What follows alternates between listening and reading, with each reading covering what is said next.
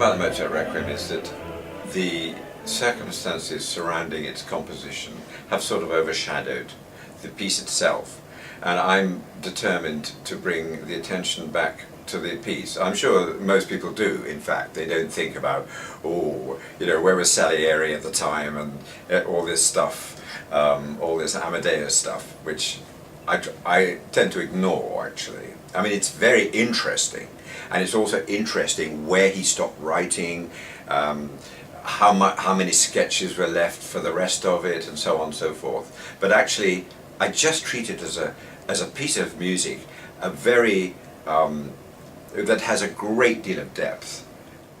I take it for what it is. The Requiem, it's a requiem, and it's whether it's his requiem or whatever for the stranger that came knocking on the door and asked him to write it. It doesn't matter. What matters is this piece, and it's one of the most glorious openings of all time.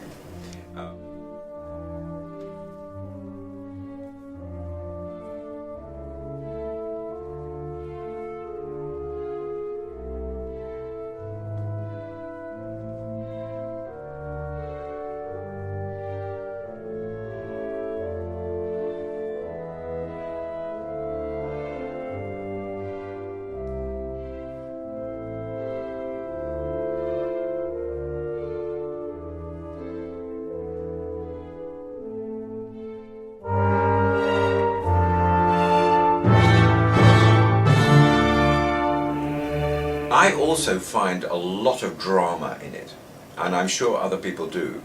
I'm not very reverential towards a lot of it. In other words, the Dies Irae, for instance, the Rex Tremende, even the fugue, the Kyrie fugue at the beginning.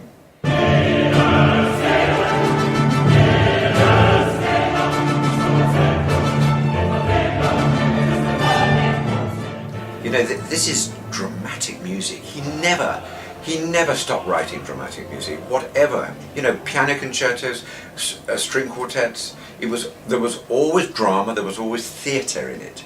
And I have to say that my approach may affect that aspect of it. In other words, it's not going to be very holy. Okay, I hope that gives you enough clue about that. I'm preceding it with a piece that Beethoven wrote near the end of his life, Opus 118, so that's, you know, quite late for him. It's called Elegischer Gesang, and it's an elegy for a young woman who died. In fact, it was the daughter of his landlord. I don't know.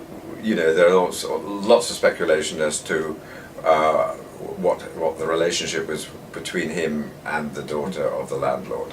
But he was very fond of her, and he wrote this touching little piece. It's 4 or 5 minutes long, for chorus and string quartet. And because it's string quartet, it does sound like a late Beethoven quartet with chorus. And we're going to proceed the Requiem with it without any fuss. It's just going to go straight into the first movement of the Requiem from the end of it.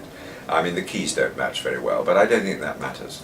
I think that the thing is that I don't want any applause after it. We just go straight into it. Everybody will be sitting ready to play the Requiem. And I think it's very touching.